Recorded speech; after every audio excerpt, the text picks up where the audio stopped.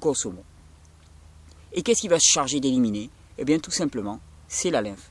C'est la lymphe qui va se charger de véhiculer les produits du métabolisme cellulaire et de les faire sortir loin de l'organisme par les émonctoires. Parce que quand on parle de déchets, eh bien, qu'est-ce qu'on a comme déchets, comme produits d'élimination dans le corps? Eh bien, on a les déchets de type déchets digestifs, c'est-à-dire toutes les fibres, et ça, elles passent par le tube intestinal et elles ressortent par l'anus, c'est ce qu'on appelle les selles, c'est assez simple.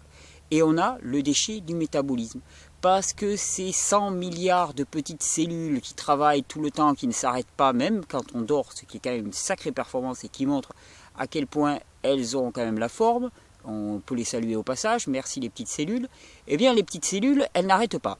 Et puisqu'elles n'arrêtent pas, elles font des déchets, elles respirent, ces cellules, elles respirent, elles consomment de l'oxygène, et ces cellules, elles produisent des déchets acides qu'il va falloir évacuer. Eh bien, c'est tout le rôle de la lymphe.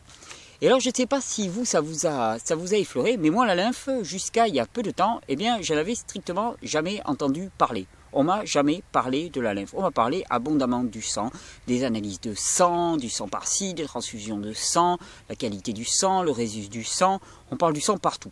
Et puis la lymphe, on n'en parle que très peu, voire pas du tout. Or, chose étrange, depuis que je me suis intéressé à la lymphe, j'ai fait des petites découvertes. Et j'ai été très surpris de me rendre compte que, par exemple, dans ces fluides que l'on a dans le corps, eh bien, un quart de ces fluides, c'est le sang, et 3/4, c'est la lymphe. Oh là, ça fait quand même des proportions étranges. Donc il y a 3/4 des fluides de notre corps dont on ignore totalement l'existence. On ne m'a jamais appris l'existence, on ne s'y intéresse absolument pas. C'est bien étrange ça. Donc il y en a un quart qui se charge de l'alimentation. Alors ça, on s'y intéresse en long, en large et en travers. Et on se repaît d'informations et notre mental se régale avec ça. Et puis il y a toute la partie élimination, les 3/4, ça, rien à faire. Or finalement, la partie alimentation, nutrition, c'est vite vu. C'est très très vite vu. C'est très vite vu grâce à plusieurs facteurs. Premièrement, on va s'intéresser à l'anatomie comparée. Si on se compare aux animaux en fonction de la disposition de leurs organes digestifs, eh bien, on voit que nous sommes plutôt des frugivores. Frugivores, fruits, feuilles vertes tendres, épisodiquement des petits animaux ou des insectes. Ensuite, si on s'intéresse à l'ADN, si on compare nos longues chaînes d'ADN, je vous renvoie vers des vidéos que j'avais fait en septembre, qui s'appelait « Si on posait les bonnes questions et qu'on acceptait les réponses », ce que vous retrouverez sur ce site, c'était en septembre 2011 si je ne me trompe pas, eh bien on voit que l'anatomie comparée montre qu'on a plus de 99,4% de notre patrimoine génétique commun avec le chimpanzé ou le bonobo par exemple, et que ce sont des singes frugivores. Et surtout que tout notre système digestif était exactement similaire, les mêmes enzymes, tout est similaire. Donc il y a des fortes chances qu'on mange à peu près la même chose. En tout cas, c'est ce que la voie simple pourrait nous amener à déduire.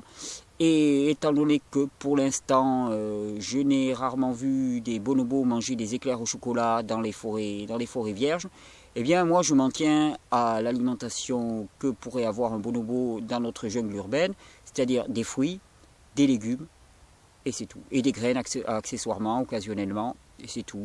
Si certaines personnes éprouvent le besoin de quelques produits animaux, je vous ai dit, c'est une question ouverte pour moi, l'importance des produits animaux. C'est des produits acides, formateurs d'acide, mais bon, voilà, j'ai pas d'idée à arrêter sur la question. En tout cas, ça reste une portion extrêmement congrue. Donc, tous ces animaux, eh bien, ils consomment leur nourriture crue, absolument. Il n'y a aucun animal qui fasse cuire son alimentation dans la nature. Donc, il n'y a aucune raison de cuire son alimentation pour nous, les hommes aussi. C'est quelque chose de tout à fait anormal, on va dire, par rapport à l'espèce et par rapport à la génétique. Donc, c'est génétiquement totalement inadapté. Bon, ben voilà, la question de la nutrition, elle est réglée. On n'en parle plus, on peut arrêter ce site. Eh bien non. On va pas arrêter parce qu'il reste les 3/4. Donc vous voyez, si j'ai déjà pu parler pendant un an sur le 1/4, eh bien il reste quand même encore quelques années à vivre ensemble et à avancer ensemble, parce qu'il reste les 3/4, la partie élimination. Et cette partie élimination, c'est clair, on s'y intéresse très peu. Et pourtant l'élimination, vous savez que dans une maison, l'élimination, tout ce qui est fosse septique, on s'y intéresse peu, on ne veut pas trop y regarder parce que ça sent un petit peu fort.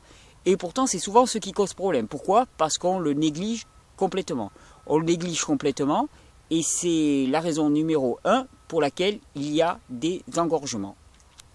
Et donc le rôle de la lymphe, ça va être d'évacuer les déchets toxiques issus du métabolisme cellulaire. Les cellules, comment est-ce qu'elles fonctionnent? Je vous ai dit que la nutrition, c'était assez vu. Donc une alimentation composée de fruits et de feuilles, une alimentation crue majoritairement, enfin crue totalement, composée majoritairement de fruits et de feuilles. Et alors pourquoi ce choix des fruits par exemple? Eh bien c'est tout simple, parce que au niveau de la cellule, une cellule, ça fonctionne sur quoi? Eh bien une cellule, pour la respiration cellulaire, la production d'ATP, donc l'énergie de l'organisme, eh bien une cellule, ça consomme du carbone et de l'oxygène. L'oxygène vient de la respiration, le carbone est issu de la digestion et de la séparation des sucres. Les sucres qui sont des composés énormément de carbone, c'est la chaîne de base des sucres. Et donc le corps utilise le carbone issu des sucres pour, au niveau cellulaire, produire son énergie et produire ses tissus. Donc le carbone est essentiel, le carbone est majoritaire dans notre organisme. Et donc il y a une nécessité d'avoir une majorité d'apports carbonés dans son alimentation, donc d'apports en sucre. Alors pour les sucres, eh bien, on a le choix.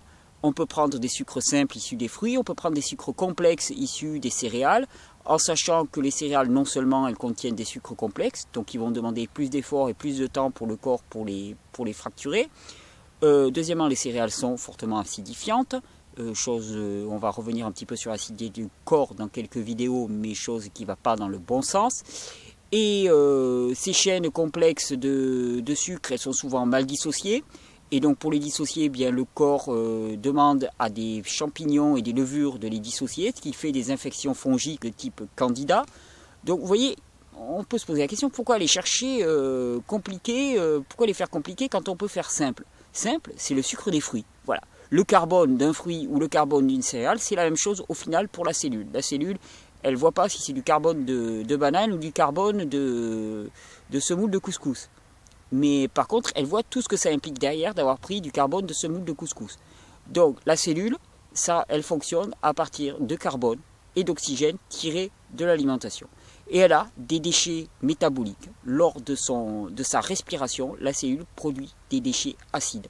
Et ça va être le rôle de la lymphe de les évacuer, tout simplement.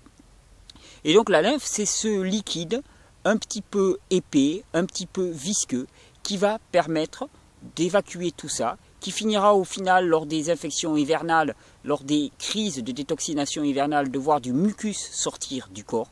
Et cette lymphe, pour l'évacuer, eh bien, elle va suivre un chemin qui va passer par des petits relais qu'on va appeler les ganglions lymphatiques.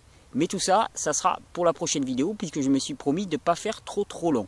Donc voilà, en clair, pour résumer, le corps, c'est un gros tas de cellules, de fluides interstitiels, dont un quart de sang, trois quarts de lymphe, des bactéries qui sont là pour nettoyer tout le système d'épuration, et des virus qui sont là pour évacuer les cellules dégénérées, les cellules mutantes.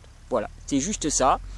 Et c'est ce auquel on s'intéresse depuis pas mal de temps maintenant, depuis bientôt un an, et auquel on va continuer à s'intéresser. Et donc dans la détoxination, on va s'intéresser à quoi? On va s'intéresser à la bonne santé de la lymphe, pour une fois. Le sang, on va un petit peu l'oublier, on va un peu le laisser tranquille, on en sait déjà beaucoup, et on va s'intéresser à la lymphe, à prendre soin d'elle, à faciliter son travail, à activer son travail. Et dès les prochaines vidéos, ça se passera ainsi. Sinon, qu'est-ce que je voulais partager avec vous? Oui, par rapport à l'opération spéciale Juicer, on offre un juicer à ceux qui ne peuvent pas s'en payer. Une petite précision qui m'a été demandée, c'est vrai que plusieurs personnes m'ont dit « c'est bien beau d'être mécène, mais on aimerait bien que les personnes participent ». Ça va de soi, les personnes participeront et la banque collective communautaire ne servirait qu'à compenser le manque qui résulterait pour la personne pour pouvoir se payer un juicer adapté. On m'a fait aussi des propositions de juiceurs d'occasion, des centrifugeuses principalement. Moi aussi, j'en ai une. J'ai un juicer que je veux bien offrir si on me paye les frais de port. C'est l'équipe. Vous pouvez le voir sur le site Yuka Juicer. C'est une très bonne centrifugeuse. Alors bien sûr, c'est pas un triturateur, c'est pas un masticateur, mais ça permet déjà de faire d'excellents jus, pommes, carottes, et il est pour vous simplement pour les frais de port. Il y a une autre personne qui en propose un qui est quasi complet. Je crois qu'il manque juste le sac pour recevoir les détritus et qui serait prête à le donner aussi. Donc les personnes qui sont intéressées peuvent se manifester. On a déjà réuni un petit peu d'argent, je vous tiendrai au courant pour ça. On va pouvoir bientôt offrir un juicer à une personne. Et il y a aussi une personne qui est sur la liste des personnes demandeuses d'une aide pour s'en payer un, qui propose des soins sur la région du Havre, un échange, parce qu'en fait elle est magnétiseuse, elle fait du soin naturopathique, et donc elle propose qu'une personne lui serve un peu de mécène pour s'acheter un juicer et d'offrir en échange ses soins. Donc si vous êtes intéressé, que vous êtes dans la région du Havre, eh bien, vous pouvez me contacter et je vous mettrai en lien avec cette personne. Voilà, il y a une dynamique fabuleuse, je vous remercie tous pour votre soutien, ça me motive encore plus pour avancer, pour faire du travail ensemble. Il y a une superbe dynamique et je suis vraiment content de ce qui se passe, des échanges que nous avons. Je vous souhaite une très très très belle journée, souvenons-nous, c'est d'inspiration, pas tant d'informations qu'il nous faut, mais les informations servent un petit peu à asseoir notre volonté, c'est ce qu'on a fait aujourd'hui. Je vous souhaite une très très belle journée, un très très bon jus. Et puis on se retrouve tout bientôt, dans 2 jours maximum, pour continuer cette détoxination tous ensemble. A très bientôt, au revoir.